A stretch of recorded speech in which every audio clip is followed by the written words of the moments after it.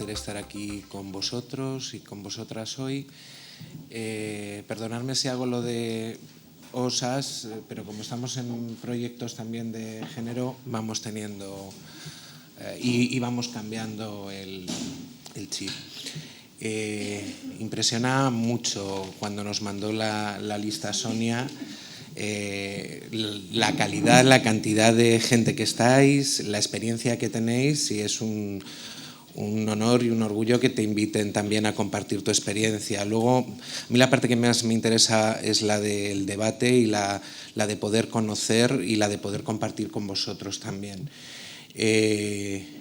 Está Ana Moreno con nosotros también, que es la jefa del área y es una de las personas que ha posibilitado que todo esto se haya dado y que haya sucedido también, y la que ha confiado, ¿no? Y igual que hablaba Ángeles, hay una serie de palabras que son importantes, y confianza es una de ellas, ¿no? Las cosas asustan, pero hay que confiar. Pueden salir mal, pero entre no hacer y hacer, el error es sagrado. Y el error es algo de aprendizaje. Y también yo tengo que hablar hoy de personas con discapacidad intelectual y personas que están diagnosticadas en recursos de salud mental, y os voy a hablar, pero sobre todo lo que voy a hablar es de personas. Y una cosa que quiero que tengáis clara es que no hay ninguna diferencia. O sea, no hay diferencia en trabajar con cualquiera de esos públicos. Es verdad que con cualquiera de esos públicos y con los que trabajáis habitualmente. Hay un marco de confianza, hay un marco de seguridad, hay un entender. Vamos a hablar de muchas cosas, pero sobre todo vamos a hablar de personas. Y personas que tienen nombre. Habéis visto a Raquel. Hoy en día a Raquel y a Ángeles yo creo que le pasa lo mismo. Es una amiga a la que hemos podido acompañar en todo el proceso que ha hecho, y es un proceso que yo no habría querido hacer, y a ella le ha tocado. Y es alguien absolutamente heroico, aunque ella no lo entienda así. Y son gente que, como el piloto del coche cuando te falla y te está avisando de que hay un problema, la gente o las personas en una situación de diversidad, de lo que nos hablan es de que la enfermedad o el proceso de exclusión no lo tiene esa persona, el problema lo tiene toda la sociedad. Es un chivato que nos está avisando de que hay algo que no está funcionando. Y son personas que tienen la generosidad de permitirnos compartir y transformar. No son el eje más débil de la cadena, son el eslabón más fuerte. Y ellos, si entienden que son el eslabón más fuerte, lo pueden cambiar todo. Y eso es lo que hablamos o lo que llamamos resiliencia. Si los museos permiten que las personas hagan resiliencia, se pueden cambiar muchas cosas, que era de lo que hablaba Ángeles, de imaginar. ¿Me permitís que haga algo? ¿Os puedo pedir permiso? ¿Me lo dais? Vale. Que ahora ya empezáis a sonreír, ya me relajo. Puede que algunos lo conozcáis. Es un ejercicio que aprendimos en el museo con Daniel Castro, un profesional maravilloso colombiano, que es una de las suertes de trabajar en el museo. O sea, Raquel hablaba de la suerte de su proceso, yo hablo de la suerte de haber caído en el museo y de todo lo que me ha permitido. Ana se ríe porque yo a veces digo que soy la obra social del departamento. Y una de las suertes es conocer a gente como vosotros o conocer a gente como Daniel Castro. También me gustaría pediros que nos levantáramos un momento. Yo lo voy a cambiar un poco. ¿Me oís bien? Vale. No sé si ¿lo pongo en on? Vale. Seguramente ya lo conoceréis, muchos de los que estuvisteis en ese Educatice. Me gustaría que cerrarais los ojos un momento. Cierra los ojos, confía. Cerrar los ojos. Ahora es cuando caen litros de agua. No. Y me gustaría que imaginarais por un momento la estrella polar. Que vierais la luz de la estrella polar y pensarais que hay un rayo desde la estrella polar que cae sobre vuestra cabeza y baja hasta vuestro vientre. Y ahí va haciendo una espiral. Y ahora me gustaría que con la mano señalarais dónde está, en qué lado de la sala está la estrella polar. Y en vez de arriba, vamos a ponerla en la dirección en la que está. En vez de señalar arriba, hacia la derecha, hacia la izquierda, para atrás, para adelante, ¿dónde la pondríais? Ponerla enfrente vuestra. Vale. Y ahora lo que me gustaría es que abrierais los ojos y mirarais. Y se nota que todos sois de Barcelona. Aunque creo que Tibidabo está para allá, ¿no? Vale. Bueno, ¿os dais cuenta que cada uno hemos marcado, aunque sean variaciones mínimas, en una dirección? La estrella polar es lo que se sigue para encontrar el norte, y eso era lo que nos contaba Daniel Castro. Nuestros nortes son diferentes. Nuestras necesidades y nuestros objetivos son diferentes. Buscar el norte es una metáfora. Es el viaje, es la hoja de ruta y es el cuaderno. Y lo que me gustaría compartir con vosotros hoy es nuestra hoja de ruta. Muchas gracias. Parece misa esto, ¿no? ¿Podéis sentaros? Vale, compartir la hoja de ruta. Yo soy educador y además a mí me gusta mucho porque Ana, que es mi jefa, y estoy muy contento de que lo sea, Rufino también, somos 12 personas, antes hemos sido menos, y Ana, a veces cuando la llamas jefa en un proyecto, en uno que estamos haciendo ahora que se llama Nosotras, dice, no, yo soy educadora. Y es que Ana empezó desde abajo y empezó con el trabajo de educador, y es muy bueno tener a alguien que entiende tu trabajo y que valora tu trabajo y que sabe con qué problemas te estás encontrando en sala. Y alguien que también a veces te tira de las orejas y te dice, no vueles, aterriza, ¿no?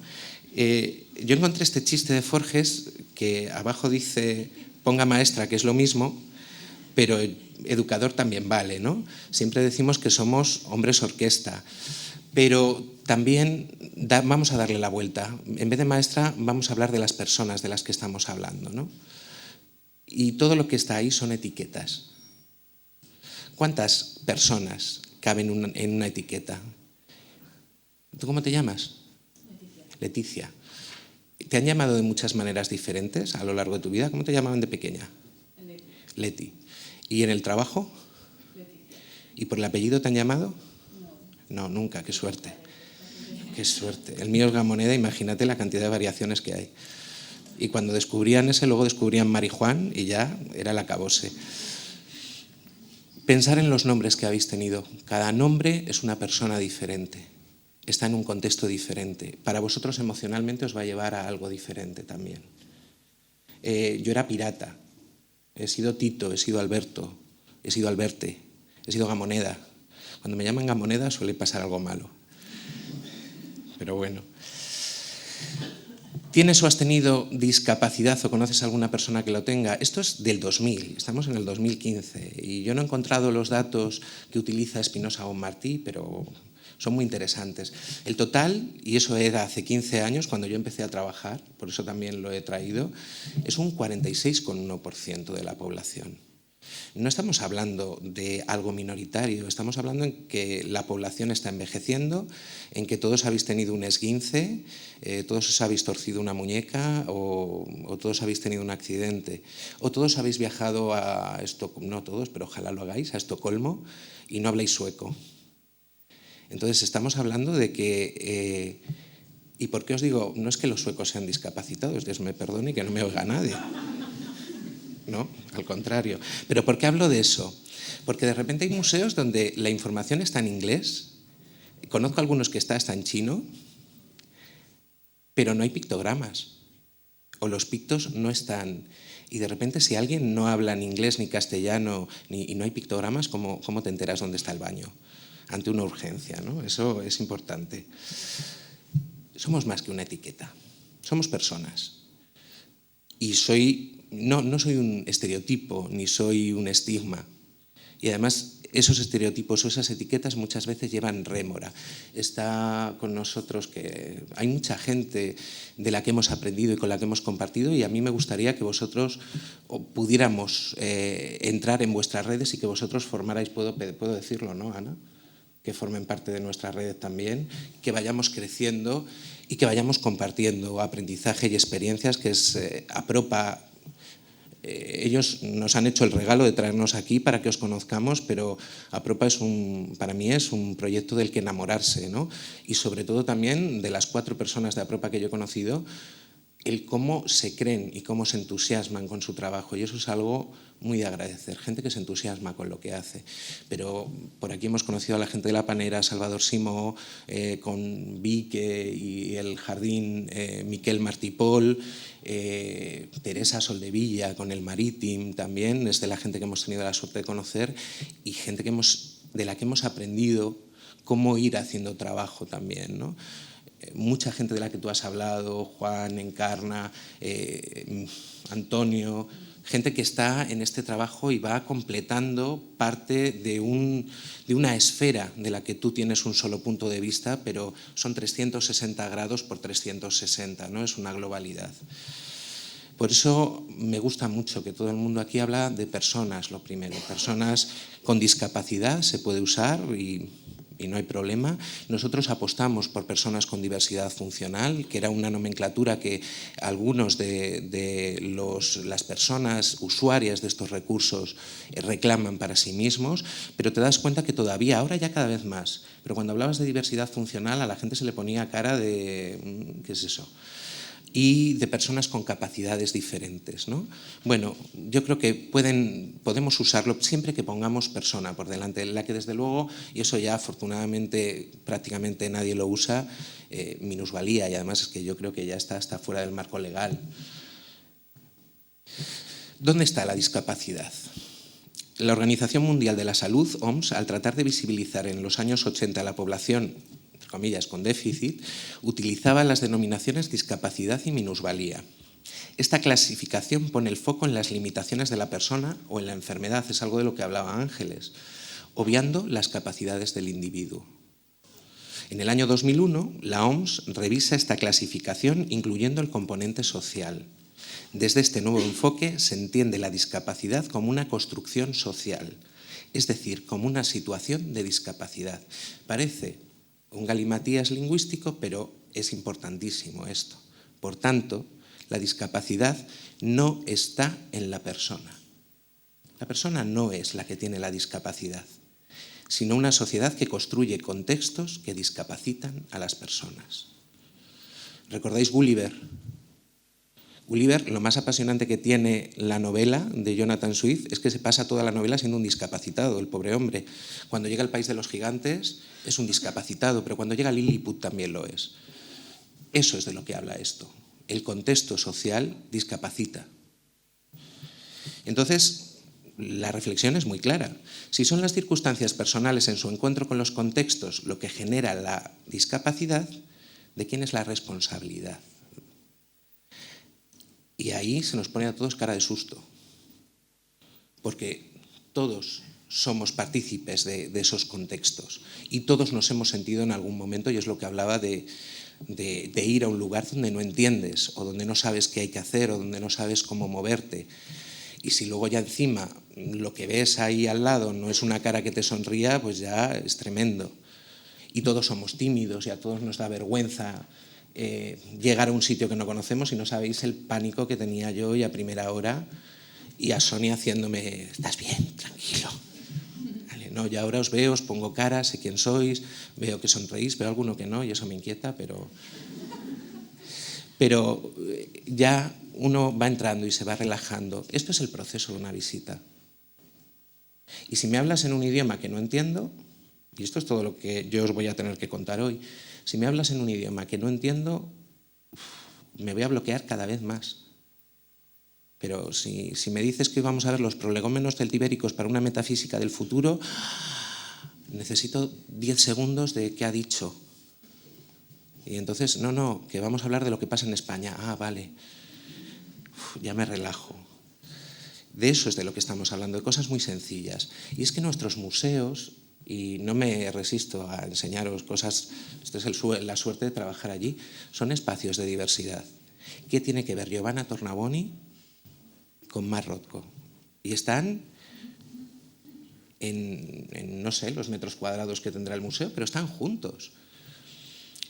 Y veis la pequeña cartela, bueno, no sé si lo leéis, conocéis el cuadro, seguramente, y si no, de verdad, estáis invitados a pasar a conocerlo cuando queráis por el museo. Veis que hay un pequeño papelito con unas letras, es un epigrama de Marcial que en latín dice «Arsut in amores animusque fingere poses pulcrior interris nulla tabella foret».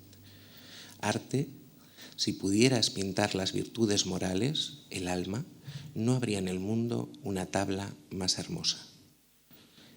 Ghirlandaio, en el siglo XV, desde las teorías del neoplatonismo, sabe que lo que no se puede pintar es lo que no se puede ver. Y está utilizando un clásico, está utilizando un epigrama de Marcial que dedica a un retrato que se hace de un amigo, un poeta de Calatayud, de Bilbilis, aunque entonces era el Imperio Romano, creo. No tiene nada que ver con Rothko, pero hacer un ejercicio mental, quitar la silueta de Giovanna y mirar el Rothko, son lo mismo, son dos rectángulos. Y Rothko podría entrar en ese cartel. Arte, si pudieras pintar el alma, no habría en el mundo nada más hermoso. Tienen 500 años de diferencia. No tienen nada que ver en su aspecto formal, en lo que son, pero sí en su esencia. Hay una búsqueda común. Somos iguales y somos diferentes. Esa es la diversidad. Y cada uno tiene que encontrar su valor. Y si son los contextos los que generan la discapacidad, la normalidad es algo que nos ha machacado a todos vitalmente. Bueno, vamos a romper con la idea de normalidad. Lo normal es ser diferente. Y lo normal es que no haya... ¿Os imagináis un museo con 1000 cuadros iguales? O sea, como propuesta artística puede ser graciosa, como propuesta de museo es un desastre. Entonces, si nosotros en nuestras colecciones buscamos la diversidad, buscamos, aunque haya una relación, una coherencia, un orden, buscamos que haya un relieve en el paisaje, ¿por qué no vamos a entender que la diversidad humana es un patrimonio, que la diferencia es un patrimonio? Y hay un sufrimiento en ser diferente a veces para algunas personas. Y de lo que estamos hablando, de la gente que está diagnosticada con salud, con problemas de salud mental, o la gente que tiene discapacidad, algunos no, algunos son absolutamente felices, pero muchas veces hay un sufrimiento psíquico.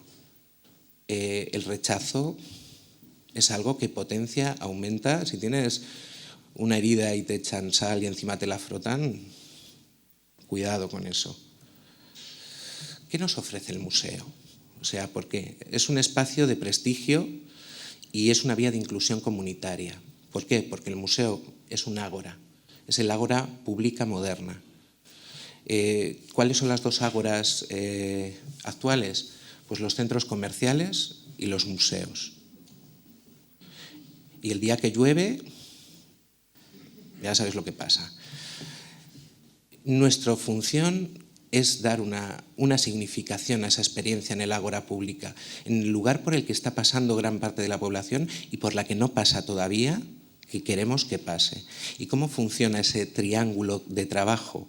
Para mí es básico. En torno al museo está la persona con la que vamos a trabajar, estamos nosotros, que somos educadores, y luego está el profesional. Si no contamos con el profesional de ámbito social y sanitario, este sistema funciona poco, y los que hayáis trabajado y hayáis conseguido anclajes en proyectos, yo estoy convencido que ha sido con el apoyo de una red profesional, de expertos, de voluntarios o de familias. La gente que cubre lo que nosotros no podemos hacer. Yo no puedo ser experto en discapacidad, experto en salud mental, no puedo ser experto en enfermedades neurodegenerativas, no puedo cubrirlo todo. Pero sí hay gente que no solo es experta en eso, sino que es experta en la relación con las personas que nos van a visitar. Yo no tengo que pensar por el otro, lo que le tengo es que preguntar qué necesita. Bueno, también el museo, y tal como lo estamos planteando en el ámbito de educación, y luego eso Ana creo que os lo va a poder ampliar más, nos ofrece nuevos medios, redes sociales, trabajo presencial como espacio de visibilidad, nos ofrece visibilizar y nos ofrece, cuidado, a veces no visibilizar a las personas porque deben ser sagradas y su intimidad debe ser sagrada. a la gente que habéis visto, por ejemplo, Raquel. Raquel es alguien que voluntariamente, parte de su trabajo, parte de su toma de conciencia, fue aparecer en público reconociendo su proceso y lo quiso hacer ella. Nosotros nunca se lo pedimos. Y ella es la que nos autoriza, podéis poner el vídeo. Y es la que da su consentimiento y la que quiere desde su plena conciencia de lo quiero hacer. Aquí estamos en un ámbito en el que hay que respetar. Porque tú puedes respetar mucho a la persona, pero no sabes lo que se va a encontrar fuera del museo. No sabes si va a ser un espacio amigable o si al final eso le va a producir problemas también. Y eso es algo que los profesionales de ámbito social y sanitario con los que trabajéis os van a marcar muchísimo también. Arte y museo, tutores implícitos de resiliencia. ¿Qué implica esto? Pues un tutor implícito de resiliencia, sabéis lo que es. Yo recomiendo la lectura de Boris Cyrulnik, quizá no es el que lo asienta, pero para mí es muy didacta y muy claro, ¿no?, con el concepto de la resiliencia. Cuando te pasa algo tremendo, a veces la gente que tienes más cerca no te vale. Pero de repente con un desconocido en un café le cuentas tu vida y te desahogas. Lo acabas de conocer y ¡plá! Pues eso es muchas veces lo que pasa en el museo. En el museo, hablando de una obra de arte o de un objeto antropológico o de cualquier cosa, al externalizar de lo que estás hablando, ya no hablas de ti. Si a mí me preguntan, ¿cómo estás ahora? Pero si me piden que explique algo que está fuera, me es mucho más fácil definirlo y no es tan agresivo. El museo nos ofrece un campo para que la gente pueda proyectarse. El museo son espejos. Y cuando alguien habla de otro, mi madre siempre tenía una frase que a mí me gustaba mucho. Cuando yo llegaba del colegio enfadado con alguien, me decía, con todo lo que me has contado de Pedro, sé más de ti que de Pedro. Cuando hablamos de otro, en realidad estamos hablando de nosotros mismos. Cuando hablamos de un objeto que está fuera, es nuestra proyección y es de nosotros de lo que hablamos. Ese es el tesoro del museo. Si dejamos hablar a la gente de lo que ve en los objetos, les estamos permitiendo que nos cuenten quiénes son. Y además, las cosas no tienen por qué ser lo que dicen que son. O sea, para mí la mayor suerte del instituto fue tener un profesor que el primer día de clase, al entrar, hizo esto. Y lo que nos preguntó era que qué había hecho.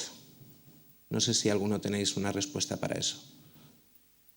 Podéis decir, echarme una mano. ¿Qué es esto? Saludar. Yo dije mover la mano, porque yo soy muy básico, yo me voy a lo básico. Saludar sería literatura y sería el comienzo de una novela y podría ser una historia maravillosa. Pero estos son dos ecuaciones que dibujan una parábola en el espacio. Estos son huesos, músculos y tendones generando una acción y es una fuerza y una contrafuerza. La fuerza de la gravedad y la contrafuerza de la gravedad. Y eso son una serie de planos infinitos en el espacio que cada vez hago así, los estoy rompiendo, planos imaginarios. Y eso puede ser danza. ¿Cuál de todas esas afirmaciones es cierta? ¿Y cuál es falsa? Pues mi profesor pensaba que había otra posibilidad. ¿Cuál es cierta y cuál es falsa? Todas son ciertas y todas son falsas. Tú eras Leticia, ¿no? Yo digo que no. ¿Cuál de los dos tiene razón?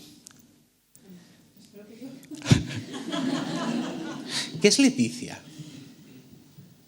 ¿Qué es Leticia? Es un nombre, ¿no? Es una palabra. ¿Tú eres una palabra? Vale, entonces tú tienes razón y yo tengo razón, ¿no? ¿Entendéis cómo funciona? Normalmente estamos acostumbrados a pedirle a la gente que funcione digitalmente, como máquinas, blanco y negro. Y este objeto es lo que yo te digo que es. Puede que lo que la otra persona te esté diciendo que es el objeto no solo no te rompa la ficha de catálogo, sino que funcione. Lo que nos convierte en humanos es que nuestro mundo es y no es a la vez. Si yo os digo mesa, ¿qué va a aparecer en vuestras mentes? Hablabas de imaginación. Va a aparecer una mesa. Si las pudiéramos sacar y materializarlas todas aquí, proyectarlas como artistas, ¿qué le pasaría a cada una de las mesas? Son completamente diferentes. De eso estamos hablando. La diversidad es nuestra esencia como ser humano. Si no entendemos que nuestro trabajo debe respetar, abrazar y incluir, es que hay algo en nuestra manera de funcionar que no va a ir bien. Vamos lesionando la lumbar desde la base y eso descoloca toda la estructura. Si no recolocas desde base y es entender y respetar, decía Saramago que él no quería convencer, porque convencer es una manera de colonizar y yo no quiero convenceros. O sea, quiero lanzaros también preguntas. Triángulo de expertos, aprendiendo nuevos usos del museo y una reevaluación constante. Hay que cuestionarse, cuidado, porque siempre que avanzas dejas sombra. Y cuando avanzas para defender algo, tu sombra es tan larga como tú. Por eso hay que mirar y reevaluar y reevaluar. Y eso es algo que yo he aprendido de Rufino, he aprendido de Ana, que les he agradecido mucho siempre. Con Ana para mí es mucho más fácil, pero con Rufino a veces hay más tensiones. Yo siempre estoy agradecido de esa tensión, porque alguien que te mide te obliga a encontrar tu lugar. Y la manera de un bebé de encontrar su espacio es a través del tacto, porque conoce la dimensión de su cuerpo. Entonces, tenemos miedo a veces al conflicto, tenemos miedo al error, tenemos miedo... No, es nuestra manera de entender qué espacio ocupamos, cuál es nuestro lugar. Y a veces cuando estás con otros es imposible no rozarte. Y ese es tu quinesfera, tu espacio. Y en el museo funcionan todas estas cosas. Vale. Bueno, esto ya lo hemos visto, pero es un cuadro muy bonito que también tenéis en el museo. Si vais a Madrid podéis venir a verlo. ¿Es accesible el museo? Sí y no. Todos los museos son accesibles y todos los museos tienen una parte que no es accesible. Todos. ¿Cuáles debe ser? ¿Somos accesibles nosotros? Para unas personas sí, para otras no. Aunque yo quiera ser accesible, seguro que hay para muchos de vosotros que no lo estoy siendo. ¿Cuál es nuestro trabajo como educadores? Y voy a hablar sobre todo a los educadores. Para mí, y esto es subjetivo, es generar un vínculo. Y tenemos muy poco tiempo para generar un vínculo. Tenemos 1 hora, hora y media, 2 horas y media. O sea, es un trabajo en el que si encima ya pones una mesa de por medio, vas mal. Si empiezas con normas, y hay gente que cuando es tímida no solo se bloquea, sino que la respuesta es agresiva. Yo cuando estoy inquieto soy torpe. Y soy torpe y puedo decir cualquier inconveniencia. Si estoy tranquilo, dejo que las cosas fluyan. Y eso es naturalidad. Y lo que tenemos que hacer es que la gente entienda el espacio con el que van a trabajar como un lugar propio. Que seamos naturales nosotros. Y yo cuando no entiendo algo, pregunto.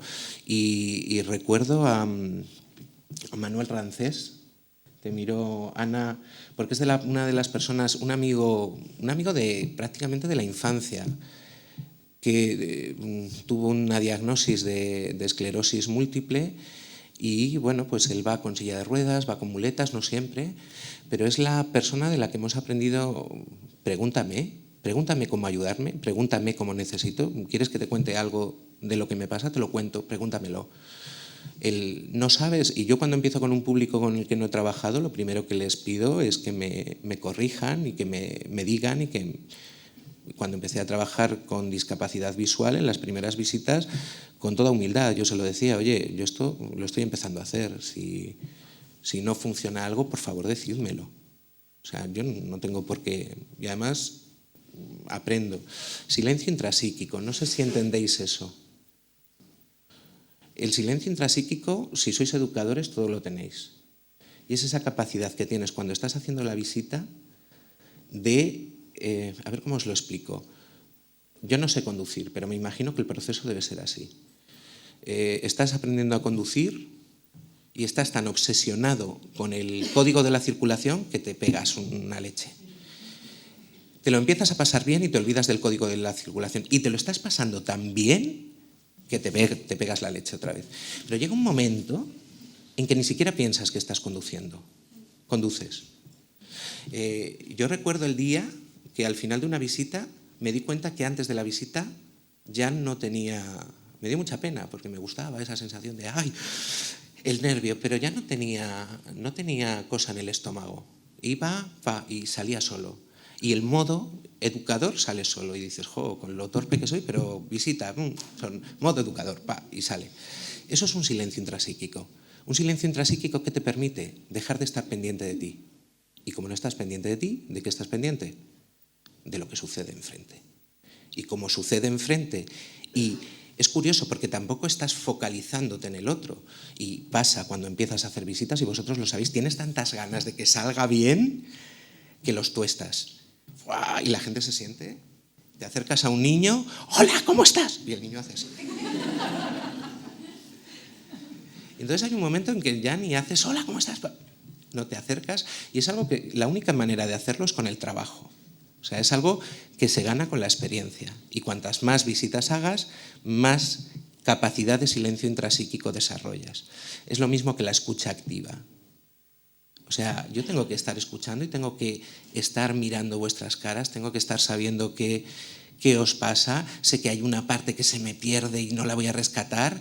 Bueno, es el porcentaje mínimo que puedo dar por perdido, pero el resto me lo llevo. Eso es como, y seguro que funcionáis todos igual, o sea, con otras palabras lo explicaríais de otra manera, pero hacemos todos lo mismo. Este es nuestro trabajo y da igual el público con el que lo hagáis. Nuestra labor. Bueno, pues vuelve a ser lo mismo, facilitar el acceso, comprender las necesidades, entender los lenguajes de cada parte. Esto es muy importante. Hay que entender el museo y la jerarquía que tienes al museo y lo complicado que es. Y a mí hay veces que me cuesta entender todo lo que tiene Ana por encima, todo lo que tiene que bregar, porque yo quiero hacer las cosas de una manera y no entiendo por qué. Y de repente es que ella tiene que convencer a cantidad de gente por encima y ella es una facilitadora. Y Rufino son facilitadores. Y hay una parte del trabajo en el área que yo no veo. Y es el trabajo de salir fuera con el escudo en la espada y estar diciendo, oye, que para que tú estés tranquilo haciendo tu visita con tu silencio intrapsíquico, yo estoy aquí. Entonces, perdonadme, pero a ver si en algún momento alguien se da cuenta de que los que estamos defendiendo el fuerte, tenemos una exposición ahora que es la de la ilusión del lejano oeste, entonces también se me va a veces. El que está defendiendo el fuerte, pues a veces también tiene cosas que... Y hay que dar las gracias, ¿no? Hay que dar las gracias a mucha gente, a los compañeros que te permiten hacer tu trabajo, a compañeros que apoyas, a veces hay muchas tensiones, pues Luz, Begoña, Eva, Ana, Ángeles, Salvador, seguro que me olvido algo. María Quintas, por favor, que es la que hace todo el sistema de reservas con Begoña. Y para mí esta es la parte divertida del sistema de reservas, me parece. Si yo tuviera que hacer el sistema de reservas, seguramente estaba en uno de estos recursos. Era como, madre mía. Entender los lenguajes de cada parte implica también entender qué lenguaje tiene y qué necesidad tiene el recurso con el que estamos trabajando. No son lo mismo los objetivos de la persona que los objetivos de los profesionales. Y no todos los recursos sociales son igual. ¿Nos interesa trabajar con todos los recursos sociales? Sí, porque los queremos y venir y ya está. Pero a mí, ¿qué recursos sociales me interesan como educador? Los que entienden, como yo, que el foco es la persona y la protagonista de su proceso es la persona. Si entienden, los que entienden en ámbito sanitario o sociosanitario, que el enfoque de trabajo es biopsicosocial. Y como hablaba, que no me acordaba de eso, como hablaba Monse, que es tremenda Monse, la terapia ocupacional es un aliado del educador de museo. Los psicólogos también, cuando están bien enfocados, y los psiquiatras, si te tocan como Manuel Díaz Martín, son gente grande. O como si no conocéis la Revolución Delirante en Valladolid o todo el movimiento del Caballo en Trieste, es algo que no es de ahora, ¿eh? O sea, en los años 60 en Trieste se empieza todo un enfoque de cambio de visión de la salud mental. En los años 80 Manuel Díaz Martín, no, se me ha ido el nombre, es Mariano, perdona. Mariano Hernández Monsalve. Manuel Díaz Martín es un poeta cubano que no sé por qué me ha venido ahora. Mariano Hernández Monsalve, con otros psiquiatras, protagoniza toda la desinstitucionalización de la salud mental, toda la salida de los hospitales y toda la construcción de una red de trabajo, que son los CRPS, los centros de rehabilitación psicosocial, los centros de rehabilitación laboral, las mini residencias, las unidades de atención ambulatoria, toda una serie de recursos con los que vamos a trabajar. Las personas que van a venir por ahí no son iguales y las necesidades de esos centros no son las mismas. Tenemos que entender desde dónde. La persona como protagonista. Si no entendemos esto, el contenido es importantísimo, la obra es importantísima, pero ¿entendéis desde dónde hablábamos que la persona es la protagonista, la lectura es la protagonista y la lectura no tiene por qué traicionar el contenido esencial de la obra? Vale. Desarrollar redes de colaboración, conocimiento y nuevas formas de trabajo. Lo habían contado también un poco en el vídeo, ¿no? Lo más bonito que nos pasó en el contacto con el CRPS Latina es que ellos giraron su proceso de trabajo, como lo explicaba Monse también, de un modelo de rehabilitación a un modelo de recuperación, y nosotros vimos crecer todo el área, o sea, todos los programas de educación y acción social. Estas cosas, pues como lo que nos contaban con APROPA desde el Auditori y cómo va creciendo de manera orgánica. Si las cosas tienen una buena base, si has enraizado bien la mata, por mucho que la cortes, tira para arriba. Tira para arriba, y por eso también es importante la experiencia significativa, ir con cuidado. Ya tenéis mucha trayectoria, seguro todos, pero ir con cuidado, porque más vale preparar bien y tener una buena experiencia, eso te abre muchas puertas, que algo que te bloquee las puertas. Y no tienen por qué ser todo programas a largo plazo. Se pueden hacer visitas, y se pueden hacer visitas que sean muy satisfactorias y donde todo funcione muy bien. Y compartir, ¿no? O sea, hablábamos de la inclusión. La integración es algo que ya existe en la mayor parte de los museos. El público viene segregado, y viene segregado por asociaciones, pero el público escolar nos viene segregado por edad. Salvo en los CRA, en los centros rurales, donde ellos no entienden esa segregación, y pasan cosas maravillosas cuando no segregas. Pero no es que el museo segregue, es que el público ya está segregado y le solicita la visita por colectivos que ya vienen así. Pues bueno, a nosotros quienes nos suelen solicitar la visita, ¿quiénes son? Los profesionales que trabajan con un grupo. Lo maravilloso es cuando te la solicitan las personas, porque ahí dices, madre mía, todo está funcionando. Cuando la persona trasciende la asociación, trasciende el grupo, trasciende la institución y es la que reclama ahí. Y en eso, a mí modelos como el de APROPA me parece que funcionan muy bien. O sea, porque facilitan también que la persona quiera decir, quiero ir al auditorio, quiero ir al Teatre Llure o quiero ir a tal sitio. Pues tengo esa posibilidad. Apostar por un museo inclusivo implica muchas de las cosas que ya hemos hablado. Todo esto lo tenéis aquí, entender los contextos, lo posible en cada momento. Dice Fiorini que en contextos así hay que trabajar entre lo posible y lo dado. Lo dado es importante y lo posible también. Lo dado es lo que hay y lo posible es hasta dónde puedo forzar lo dado. Si forzamos mucho la máquina, la podemos romper. Y nuestra institución debe ser tan sagrada como la persona, y nuestro contexto también. Debemos entender cómo podemos mediar en ese triángulo y cómo podemos hacer, va a sonar fatal, pero de lubricante, ¿no? Cómo podemos facilitar que esos engranajes rueden y no rocen. O sea, lo que no podemos ser nosotros es un elemento que bloquee la máquina. Una apertura progresiva, asentar la integración en el museo, integración como tránsito a la inclusión. No nos podemos quedar satisfechos en la integración, porque la integración es una escalera, pero no es una puerta. Lo que pasa es que a veces para llegar a la puerta necesitas la escalera. Quiere decir que si no hay programas de integración, muchas veces no es real la inclusión. Abro el museo y que venga quien quiera. Bueno, pues es que si no me has explicado o no entiendo qué puedo hacer en el museo, no voy. Si no he visto lo que decía David, es que tú en Orcasitas dices que voy al museo y se ríen de mí. Bueno, pues es que tú estés viniendo al museo implica que otra gente de Orcasitas igual se plantea venir.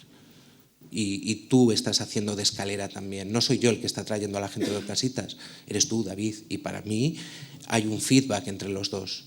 Y si es el boca a boca de toda la vida. Bueno, esto es del roto, que es el arma definitiva. y para mí está acompañado con otro humor gráfico, pero muy interesante. Si no podemos cambiar de horizonte, cambiemos de perspectiva. O sea, hay muchas maneras de abordar el trabajo y no tiene por qué ser forzar una institución que no es flexible, pero hay muchos resquicios, hay muchas maneras de contar las historias desde otro punto de vista. Y una de las cosas que te enseña el museo y una colección como la del Thyssen, sobre todo tenemos la suerte de las vanguardias, es que si algo hacen los artistas de vanguardia es cambiar el punto de vista. Y es de lo que hablaba Ángeles también. Para que algo exista, primero hay que imaginarlo. Decía Máximo Cacciari, que es uno de los grandes semiólogos de la época contemporánea, que lo que imaginas no es falso y la capacidad de imaginar no es falsa. Es lo que nos convierte en seres humanos. O sea, nuestra capacidad de mover. Y para que algo exista, hay que imaginarlo primero. Bueno, me gustaría poneros un vídeo, ¿me lo permitís? Me gustaría traer a una de las personas que está con nosotros en todo este proceso y que pudierais oír a Raquel. La habéis oído un poquito antes, pero Raquel afortunadamente ya no está. O sea, no está en el trabajo. En algún momento podremos volver a contar con ella, seguramente desde otro punto, ya no desde usuaria de visita, sino como profesional. Como profesional, que yo lo que deseo es que encuentre un trabajo, es integradora social y que pueda traer a sus grupos al museo como ella vino en origen. Esto es del 2013, de un curso en Aranjuez. Hay una publicación, digital que podéis consultar y os lo recomiendo porque hay muchos de los profesionales que hemos mencionado, hay conferencias de ellos y también hay de otros museos y de otras experiencias y es interesante que le echéis un vistazo si os interesa esto. A ver si consigo. Bueno. ¿Veis? Como a veces uno es discapacitado. Así que Raquel, ahora te dejo con ellos y como yo luego sé que no van a escuchar más. Bueno, yo voy a contar mi experiencia. Yo ahora, pensándolo desde la lejanía, siempre he estado un poco...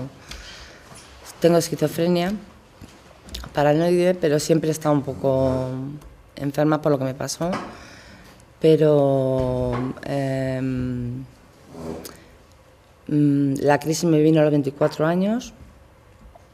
Cuando empezaba a trabajar, ya el magisterio ya empezaba a estar regular, lo saqué, pero bueno, luego hice las prácticas, me cogieron, empecé a trabajar, vi que no servía para mucho porque hay que tener mucha alegría, yo ya estaba en crisis y con niños pequeños y tal, y entonces lo dejé y me hice unos cursos de informática y me metí en secretariado y bueno, pues llegué a los 24 años y en el último trabajo peté y ya me diagnosticaron brote psicótico, que yo no sabía lo que era. Yo lo único que sabía es que estaba mal porque mi cabeza no funcionaba, estaba totalmente todo el rato pensando y no la controlaba y sabía que estaba mal. Pedí a mi madre que llamara al psiquiatra, que me llevara al psiquiatra porque algo fallaba, sabía qué era, pero no sabía qué era. Me dijeron brote psicótico como si me hubieran dicho cualquier cosa. Para mí no era nada. Yo solo sé que lo único que quería era curarme, o sea, que me diera algo para curarme. Y estuve desde los 24 años, quiero que entendáis esto, desde los 24 años hasta los 40 encerrada en casa. O sea, terminé el trabajo, porque lo terminé, porque se cerró la empresa, pero estuve desde los 24 años hasta los 40. Son 16 años. Quiero que entendáis que es lo que es para pensar, lo que es, no sé, tomarse un helado un día, de una semana, de un mes, de un año, de 16 años y no poder tomártelo porque estás encerrada. O sea, 16 años encerrada en casa, mirando a un punto de la pared en blanco, sin moverte. Lo único que salía era para ir al psiquiatra y para ir a ver a Belén, enfermera psiquiátrica, y cada vez que iba a ver a Belén me decía, Raquel, tienes que meterte en un centro. Yo le decía, no, Y cada vez que decía Raquel, digo no. Estuve así 16 años.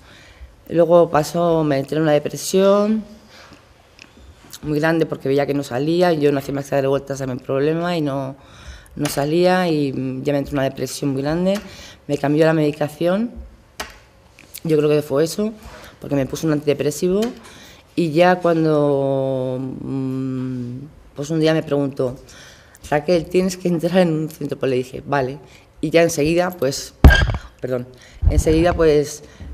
lo movió todo rápidamente por si me echaba para atrás, y lo movió todo rápidamente y entré en el centro de Ana, en CRPS. Estuve un año solo con Gema, mi psicóloga, intentando ella comprenderme, yo comprenderla, o sea, intentando crear un vínculo, que es lo esencial, y haciéndome ella ver la realidad, o sea, lo que era en realidad la realidad. Un año entero me tiré con ella.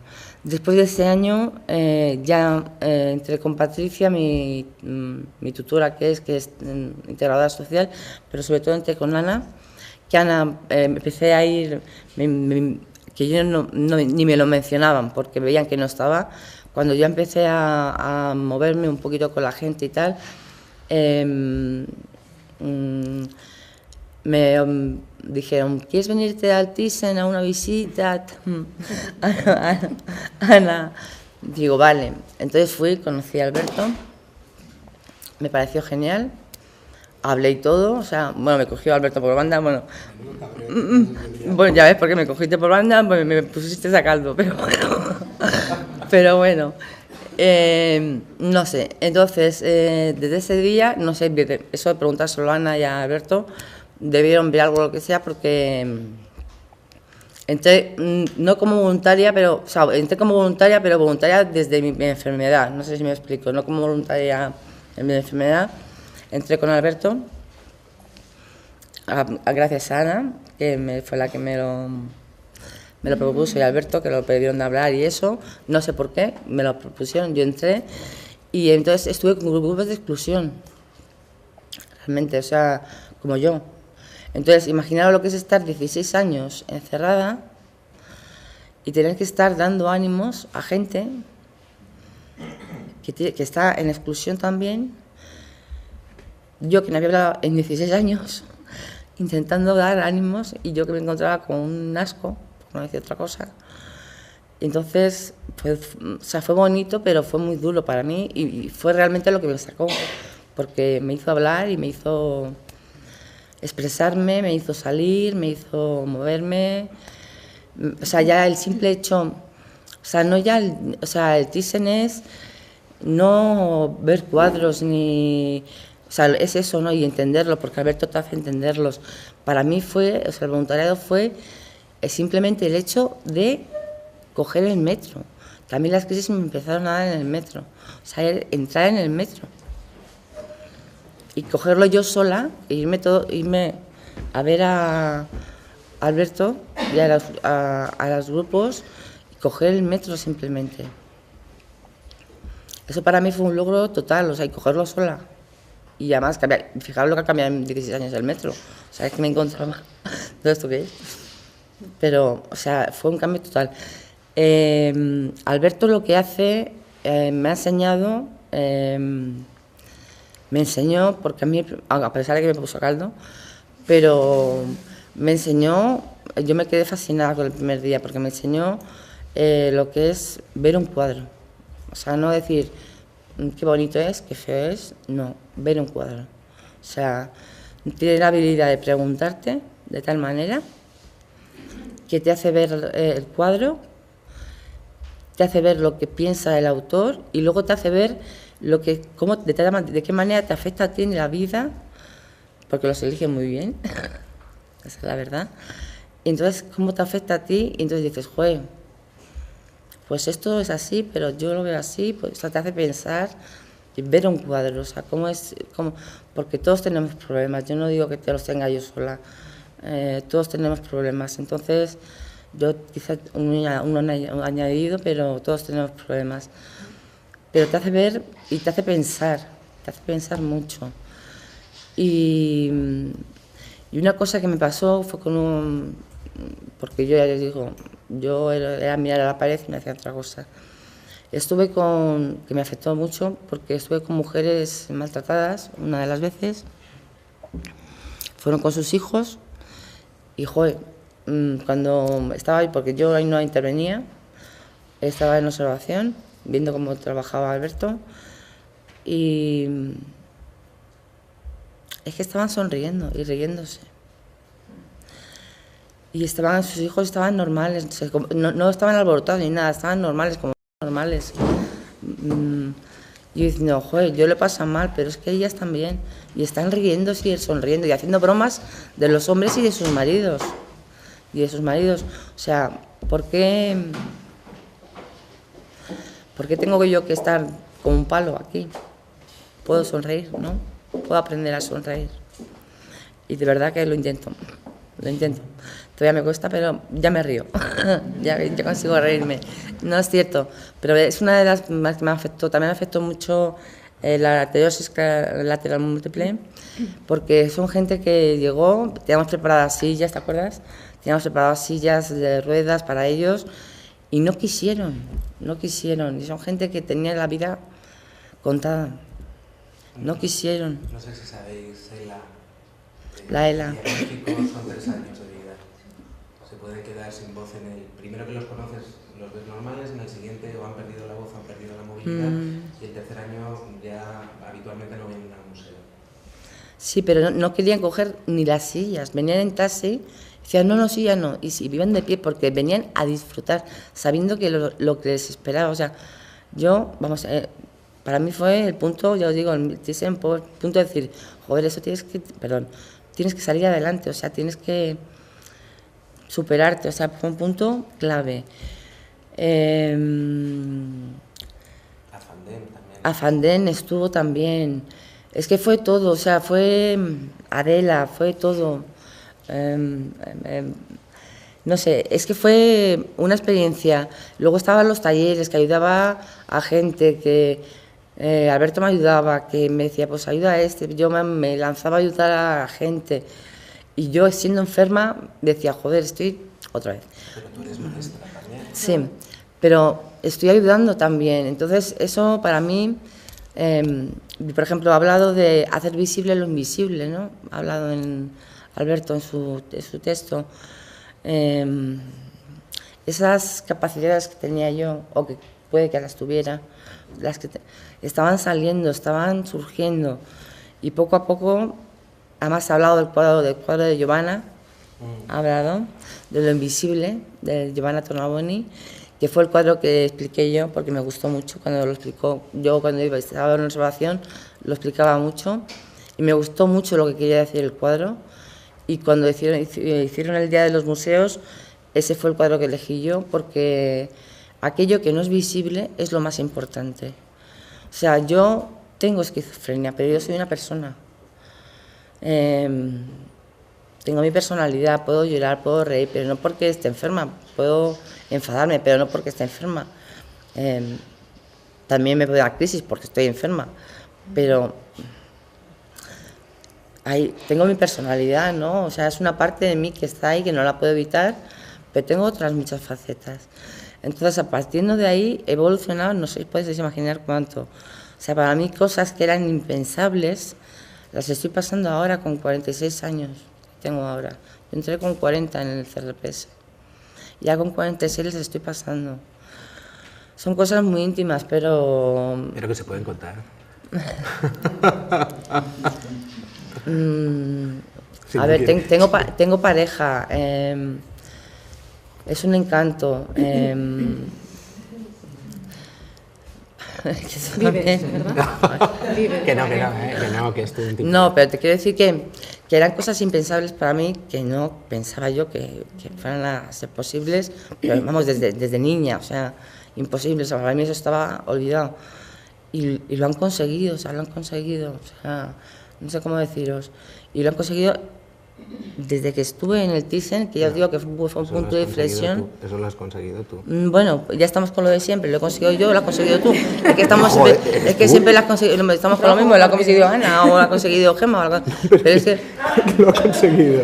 ya, pero que me habéis ayudado un montón, o sea, que yo que siempre diciendo que no, si yo hubiera sido más inteligente, lo hubiera dicho antes, no con 40 años, pero tampoco hubiera entrado en este centro porque se abrió justo cuando yo entré yo, o sea que estaba esperando justo el momento. O sea, es que no os podéis imaginar que era con gente muy profesional y muy maja.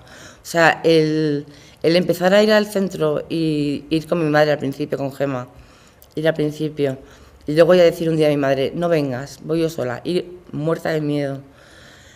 Y llegar allí y que la gente se diera la vuelta, te viera y una sonrisa, esto te hacía decir, joder, puedo dar el último paso para llegar al CRPS y estar. O sea, esa sonrisa, que parece que no, es verdad, es cierto. O sea, que te miren y que te sonrían y que sientas, joder, es que me están ayudando y que lo aprecian. O sea, te da, porque vas llegando, te están mirando, yo, ay Dios mío, pero te sonríen y ya dices, jo, el último paso.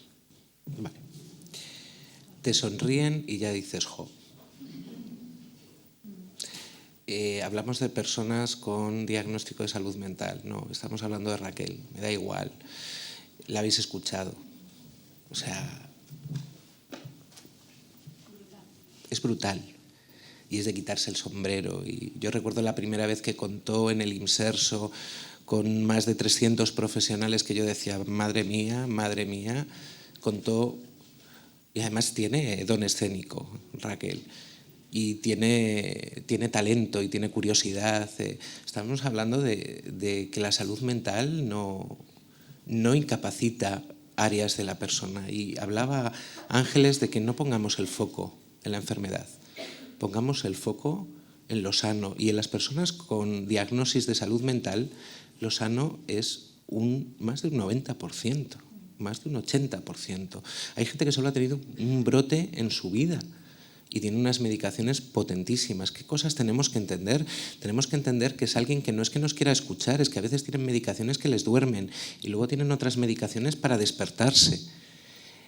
Que te escuchen 15 minutos seguidos, es que, o sea, que una persona que tiene una medicación que le está haciendo dormirse luche contra su sueño para escucharte, o sea, es brutal. Y que te escuchen 1 hora y media, y no que te escuchen, sino que intervengan, que participen.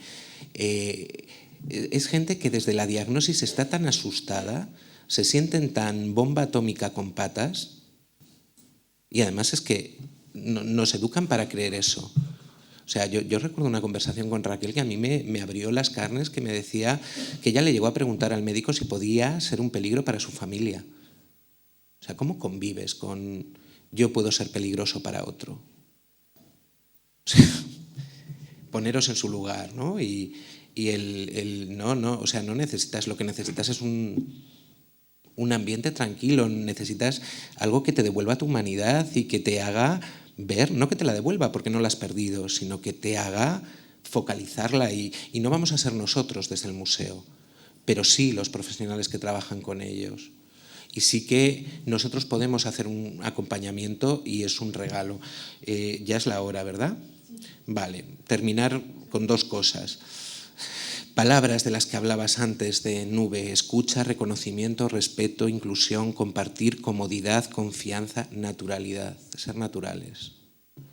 Seguridad, horizontalidad, responsabilidad, empowerment. Pensar, por ejemplo, es tan básico como si estáis trabajando con un grupo de afasia, daño cerebral adquirido, que han perdido por daños en Wernicke y Broca la capacidad de algún área lingüística. ¿Tiene sentido que seas tú el que hable?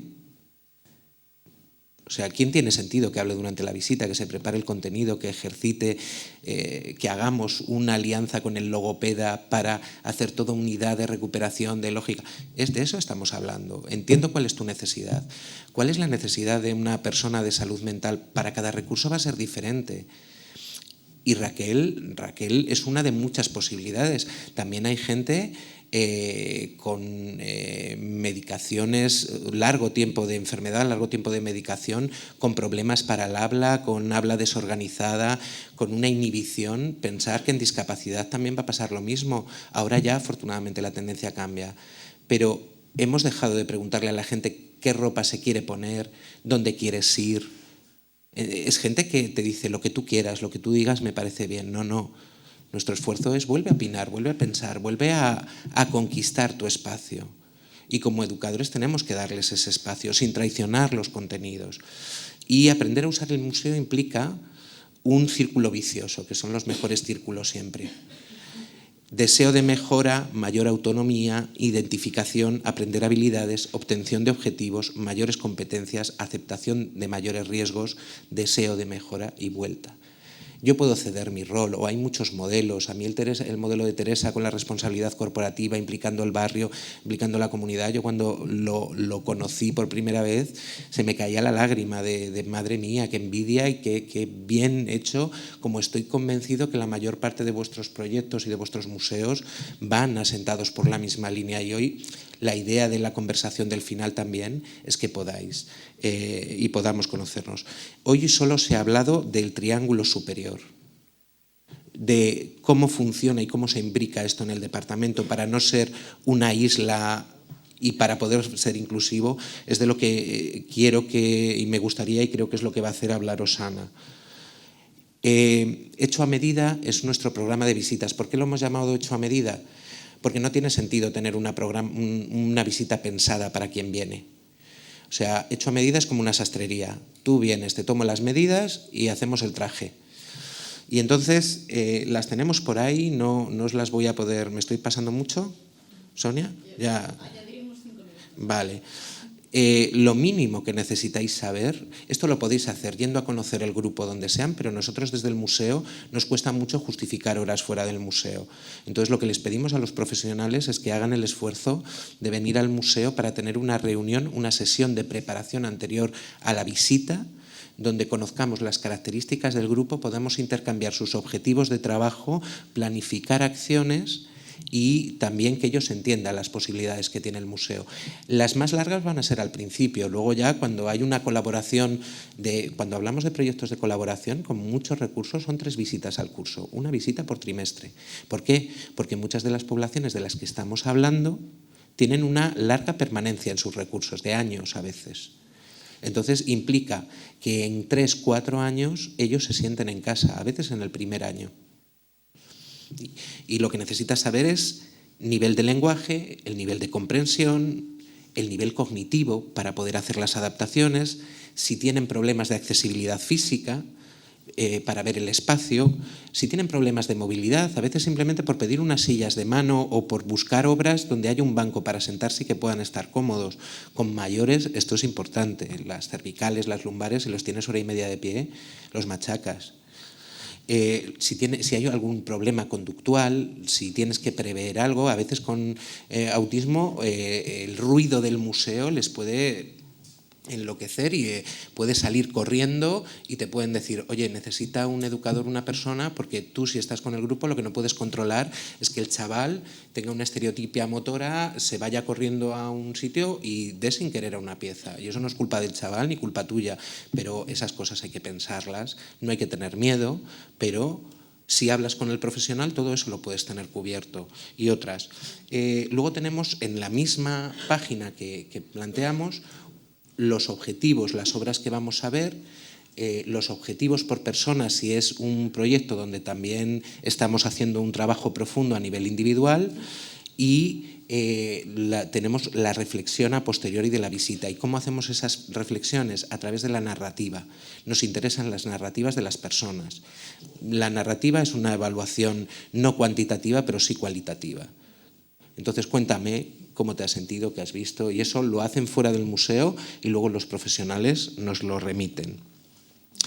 De salud mental hemos hablado, lo que me faltaría por hablaros es en diversidad funcional e intelectual, la accesibilidad cognitiva. Lectura fácil, si preparáis contenidos, y de verdad esto es lo que hablaba antes el señor del Instituto del Instituto Municipal. Lectura fácil no es tan difícil y si todos nos acostumbramos a trabajar de media en lectura fácil, le estamos, valga la redundancia, facilitando la vida a prácticamente todo el mundo. O sistemas alternativos de comunicación. Yo me he traído unos materiales y los tenéis descargables en la web. De esto también os hablará Ana, de compartir, perdonad. Este es Despertando Palabras. Despertando Palabras es una serie, todo esto está desarrollado con colegios, por ejemplo.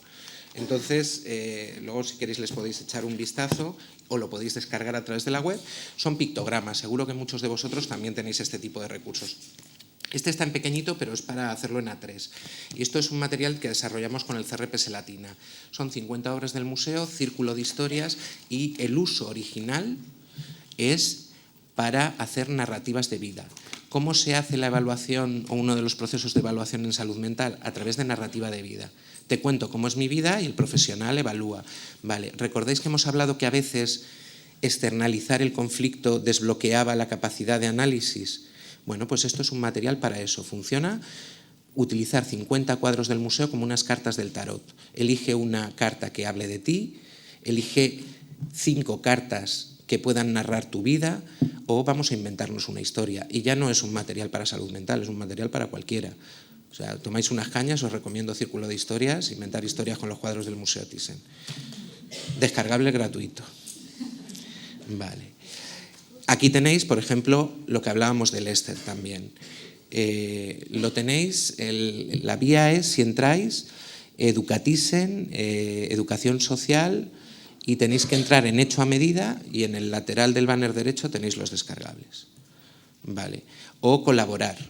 Esta página también os recomiendo que le echéis un vistazo. Es de Carmen Piedrola, es una profesora del CEIP Marcelo Usera, que trabaja en un colegio colegio de educación especial, colegio público de integración preferente, que tiene integración preferente en autismo. En su aula tiene una chica que había pasado por 19 colegios. El primer año que la tuvo, cada día que terminaba tenía que reconstruir la clase. Bueno, pues es una chica que hemos tenido en el museo, que ha estado trabajando, ha ido con su familia. Ha sido fantástico. Ella es la que ha hecho todo el trabajo con Pictos también, usando Arasac, y es también la que ha hecho todo un material con la idea de que sea transferible y de que cualquier otro colegio que quiera hacer esta actividad con nosotros, simplemente cambiando esas imágenes, lo pueda utilizar. Y esto es una página que se llama Codo con Codo. Si ponéis Codo con Codo TEA, os va a salir. Ya termino. Decía Elliot Eisner, para mí un regalo cuando lo conocimos, que la mayor parte de lo que hacemos cuando vemos no tiene como resultado una nueva manera de ver el mundo. Pero esto es lo que suelen hacer las artes. Nos cambian la manera de mirar. Y decía Duchamp que contra la opinión no son los pintores sino los espectadores los que hacen los cuadros.